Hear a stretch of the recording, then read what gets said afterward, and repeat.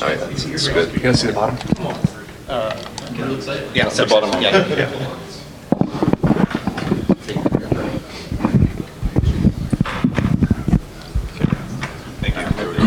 Hello. Oh, yeah. We have audio. Cool. Welcome to the last session of the day. This is called Phishing Past Mail Protection Controls using Azure Information Protection. So we will try to be short because we know you want to party afterwards. So do we.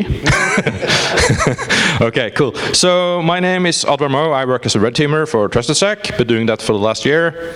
I blog, I tweet, I hack, not necessarily in that order. So that's my Twitter handle, and that's my blog right there. All right, my name is Hans Laken. That's my bio, which is a lot thicker than what Oddvar had, but I do basically the same stuff, just not as well as he does. All right, so what do we want to talk about? Azure Information Protection in particular.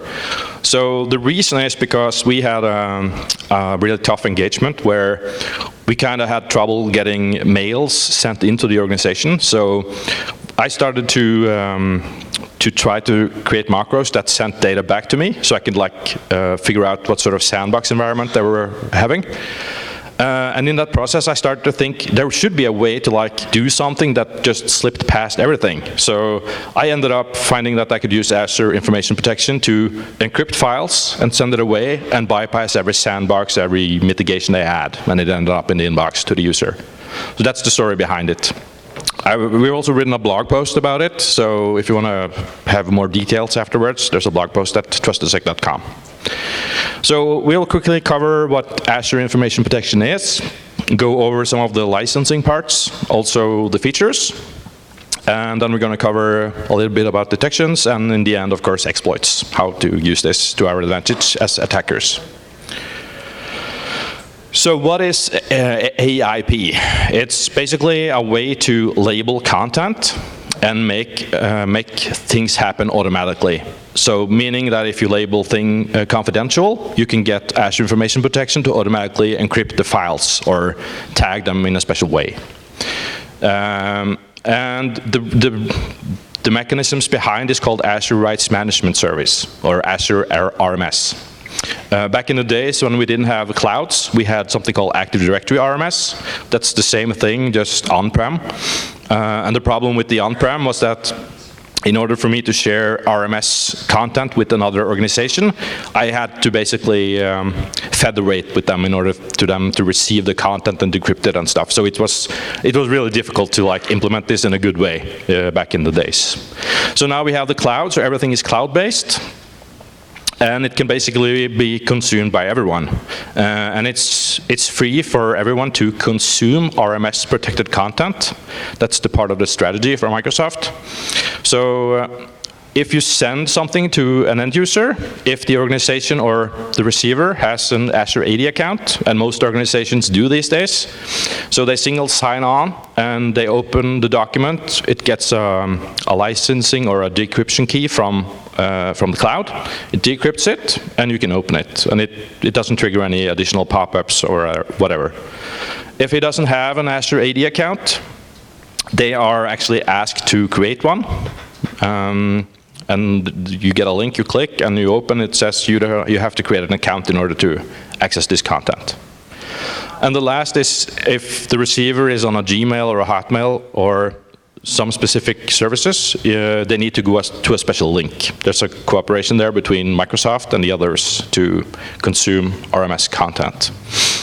If you want to know more about how the user experience is, there's a link at the bottom where it shows the different types of setups. So if you have an Azure AD account, it looks like this. If you don't have an Azure AD account, this is what the experience is like, and so on and so forth. Yes, so here are the different windows you will encounter when playing with Azure Information Protection. It's basically a client you install. Then you will get this little lockpad here, where you can protect the content in any way you want. It could be predefined, or it could be custom, and that's mostly what we use. We use custom. And here is the labels that I was talking about. That's how you label content. So you can label content either private or confidential or highly confidential, and you can have automatically actions based on those labels. But the clue with Azure Information Protection is, of course, to protect content no matter where it is. Because like traditionally, when we had file servers, we still do, we protect files by setting ACLs on folders so people doesn't get into the folder. For instance, we have an HR folder where only the group HR is allowed to get access to. But the problem is when someone from HR takes that file and sends it away on an email or puts it on a USB stick, everyone can open it because the rights doesn't go with the file. So that's the problem that Azure Information Protection is solving. Like no matter where you open the file, the protection you set will always be with that file. So that's pretty awesome. Yeah, so here's a screenshot of the same file with and without encryption. So here's the size for the first part. You see the empty file is like 11 KB. When you protect it, it increases in size, of course, because it embeds a lot of information and it encrypts the files. So if you open the files in 7-zip, 7-zip, you can see that the content changes. So if you open this information here, you won't see anything. It's just random mess, basically. In an unencrypted file, you can still see the content, like with a notepad or whatever. So it's a beautiful thing. In terms of the file types that are supported, it's basically all Office files, XLS, XLSX, and so on. It also has support for other extensions, such as PDF, TXT, and the list is, you can see it here. The problem with the other extensions is that it changes the name of the file. So if the file is called file.txt, when you encrypt it with Azure Information Protection, it changes the extension to p.txt. And you can only open it using the Azure Information Protection Client Viewer. So that's useless for us as attackers unless they have the client and you're not sure. So that's, you have to be sure of that at least.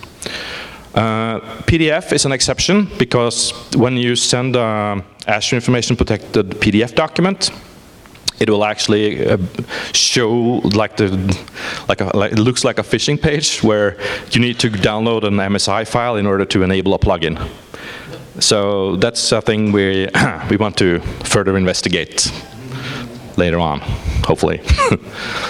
All right. In terms of licensing and costs, there are basically 3 levels. You have the standard you get with a normal Office 365 license. I'm not a license expert, but basically this is what you get if you have the normal E3 license with Office 365. You get all the way up to document tracking and revocation. You don't get those last features unless you have Premium 1 or Premium 2. So if you want tracking, you need the premium editions. There are some details on their blog. It's really good document, basically. Every feature, what sort of level you need of license in order to get the different features. In terms of costs, a normal E3 license, at least when I checked it, was $20 a user. And if you want Premium 1, it's an additional $6 per user. If you want Premium 2, it's an additional $9. So, yeah. And as I said at the bottom here, ask your licensing advisor, because I'm not a licensing advisor. I hack stuff. Right, so features are basically tracking. That's really cool when you send a phish and you can actually see if someone tried to open the document. We also got a demo of that in the end. So I can see if the email itself was opened or viewed. I can also see when a user authenticates and tries to open the payload itself. I can see if it was a success or if it failed. So if someone from the IR response team is trying to reverse it, I can see that they are denied access, for instance. So that's pretty useful. And also, of course, the main feature that we use it for is for encryption of payloads and emails. Right, I think I'll hand it over to Hans. For the detection? I can cover that, okay, sorry. Yeah, so in terms of detection, there's if you unzip the file, there's actually a clue inside one of the files that will tell you the tenant ID. So that's pretty useful in terms of when you're investigating. If you get such a document and you need to further do response on it, you can at least find the tenant ID, and that's useful. Yeah. In terms of blocking it or getting an alert, you can, in Exchange, you can create something called a transport rule. And that's basically all I have found that you can use. So basically there's an option here called content can't be inspected. So you can create an alert if Exchange cannot inspect the content, and that's typical when you have Azure Information Protected documents because it's encrypted. So you can get it to trigger an alert, or you can get it to trigger an action like blocking it or quarantine it or whatever. So that's the best advice I have, at least.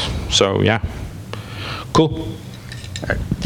One of the things that we didn't mention too much in here is document revocation. So if you're doing a phishing campaign and you know it's burned or whatever, you just know that it is, you can literally revoke the document so that way no one else can open it. Even the legitimate user who was initially authorized can open it anymore, which is great. Like say you land it once, you don't need to have them click it again, just revoke it. Anyway, so we have a few demos here of what this looks like in action.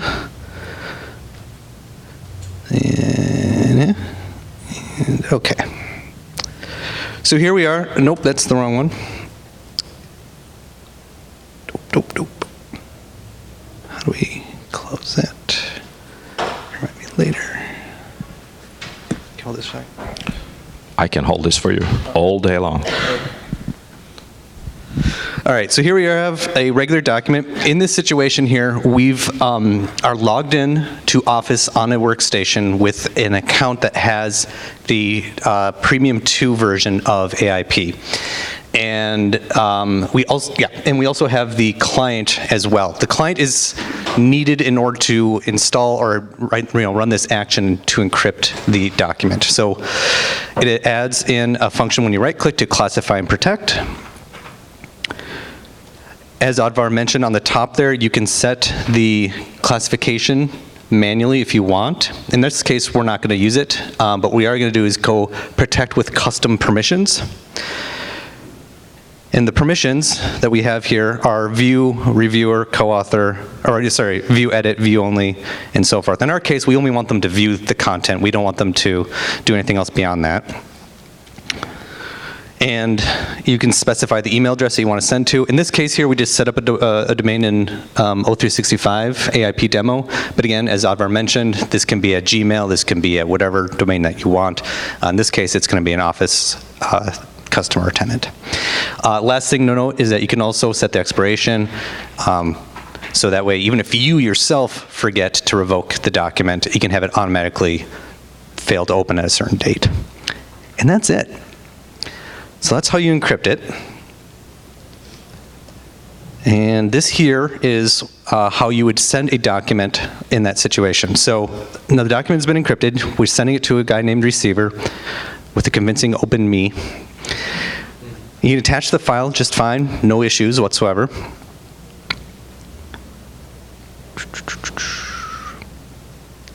All right, so we have attached our totally safe doc. Now, one thing we wanted to point out here is we have the ability to do not forward, which is great because when you send this fish to the target, we don't want them forwarding it onto the team that would actually do the incident response. This will disable on their client their ability to forward this attached email. So cool. It's a picture. It's Microsoft. All right, so this error message here, it's just talking about the permissions related to it. It's like, here's a warning for it. So are you okay? You want to do this? Yeah, we are. And then sure enough, it goes ahead and sends it. All right, so now we have in this demo here a situation where the document has been moved from the recipient's email, maybe via USB stick or network share, to the incident response team that doesn't have the legitimate credentials to open it. What does it look like for them? So they'll open the doc just by double clicking on it. Microsoft goes and checks or realizes that it's protected, attempts to communicate with a server saying, hey, who has rights to do this? Asks Aadvar to enter his credentials. Now he's not the recipient, so it's going to fail. It's checking, and boom, you're not authorized to access this document. So this is what any IR person would see when they tried investigating this document, interacting with it normally. If they try to run it through like ViperMonkey or any of those other tools, they're not going to get anything either because, again, it's encrypted. They need to log on as a user. Yeah, they need to be the legitimate user or recipient to view it. All right, so this is the last one I want to show you guys here. So if you do open it legitimately, it just opens like another doc if they're logged in. If they're not logged in, they'll prompt them to log in just like he did before, and then just continue on forward. And we have 10 minutes left, so this will be quick. All right, so last thing here I want to show you is that we have two documents, AIP demo message box and AIP demo message box protected. These are the exact same document. However, one is protected, the other one is not. So they had the same malware or the same VBA in there. And what I wanted to show you guys is what ends up happening. Oh, no, sorry, last one. Sorry, before this one. The tracking feature, sorry. So we have, when you right-click and view and protect, this is the same window that you saw before with the settings and so forth. We also have the ability to view the file permissions that you currently have set. And you can only do this because you're the owner of the file. Other people will not be able to see this. And we see that the owner is user sender and what rights they have, okay? Whoa. Party's getting started. Oh, is that really awesome? All right.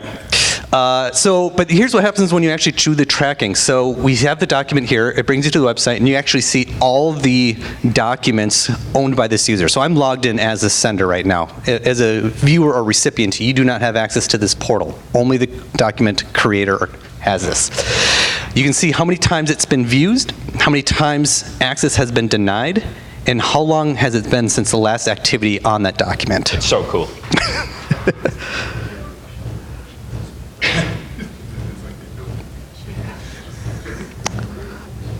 All right, so we can see the people who have attempted to authenticate to this document and the actual access that's happened. So we can see that Aadvar and his different mailing addresses failed to open the document, and the last one where it was successful. So not only do you get to see who did it and who opened it and who failed to open it, but when it happened.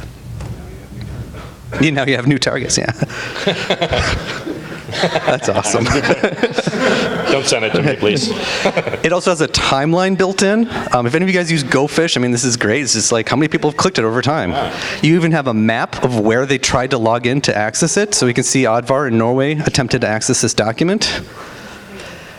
And you also have the ability to get notified when people attempt to open the document, or if they were successful in opening the document, if they failed in opening the document, or just not get notified at all. So you can get notified when someone actually opens your fish. Yay.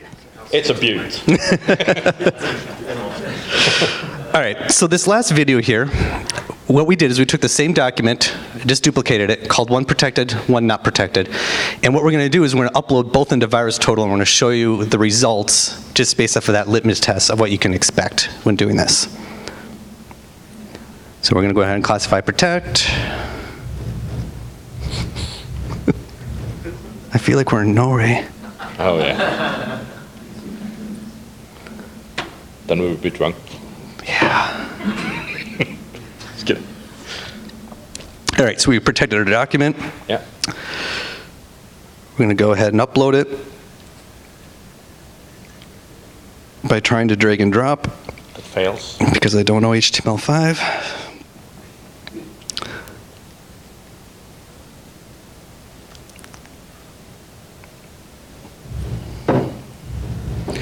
All right, so this is the normal one that will get flagged a ton.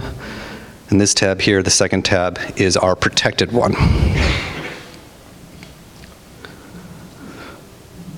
So it's going to go ahead and chew through it. On our malicious one, sure enough, it's going to light up. I think we ended up with 31 detections. And this is your basic message box that you'd see from Metasploit. Whereas the protected one,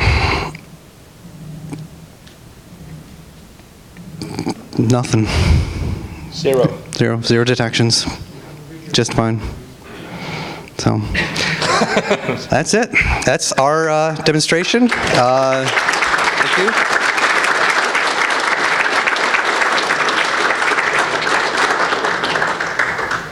If you guys have any questions.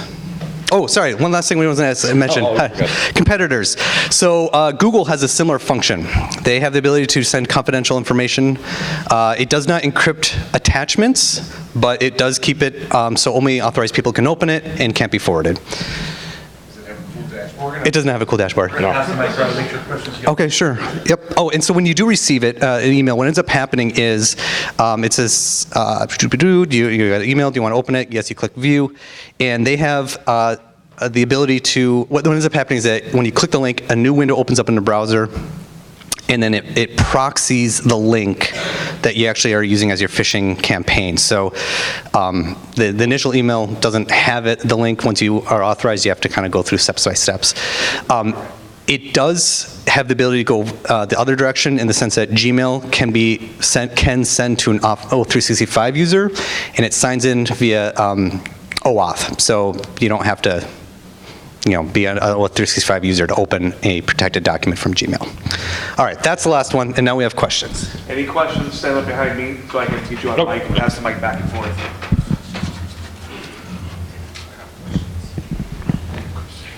In the back so I can hand it back to them. Okay.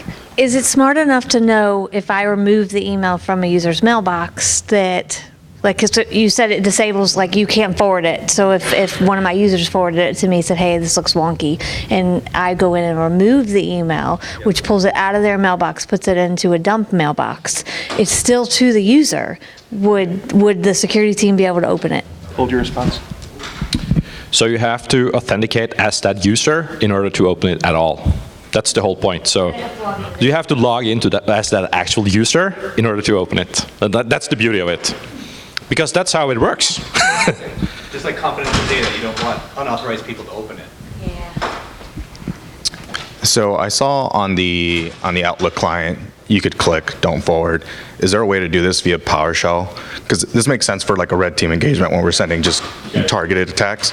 But if we're sending it to like 50 people, sending 50 emails is pretty tricky.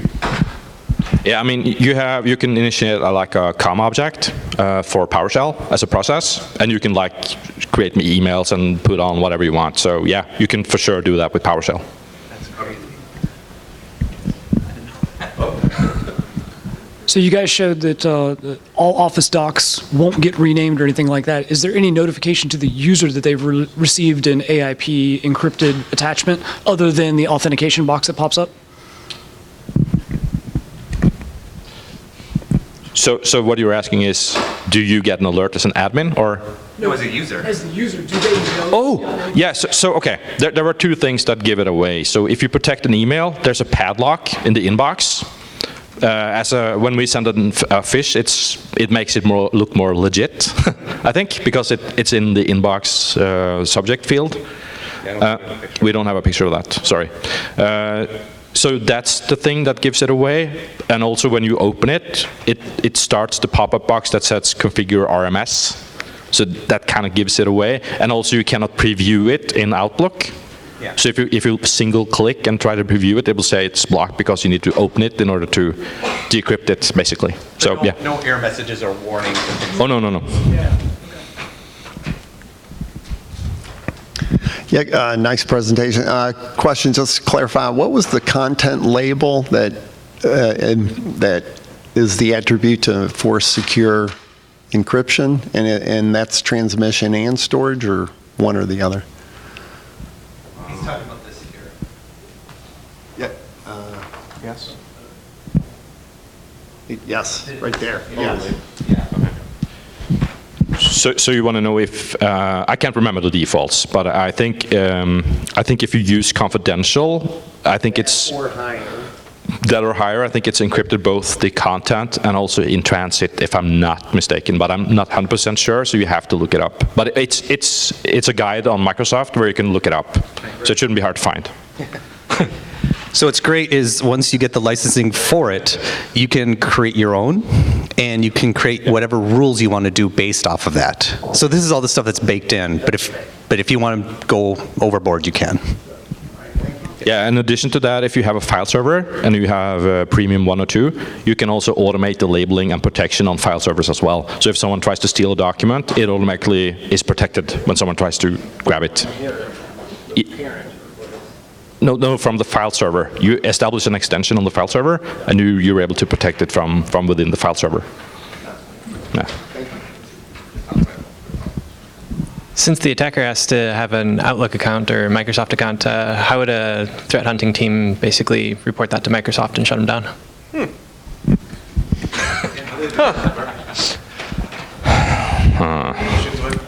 So how do you, okay, I'm not sure. You have to, let's see, you have to, in order to you have to block it, basically. That's, I'm not sure how to. Block the email or block? I would block the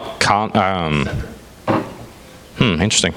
I'm not sure. How would you respond? It's unblockable. Yeah, I don't know how, I mean, you can go into the document and see the tenant ID, but I don't know if you have to decrypt it in order even to see that in the first place. You can unzip it and see that. And see the tenant ID. So maybe you could report it through like an abuse. But, yeah, I mean, it's a phishing email, yeah. Yeah, let them deal with it, I love that. Good question, though.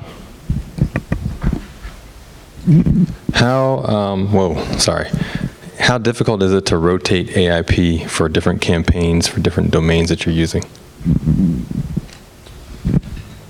Oh, so that's, you have two answers. So I think from an OPSEC perspective, I think I would create a new tenant each time. But it's a lot of work, but still the tenant ID is in the emails, so if someone snags that and reports it, it could get blocked.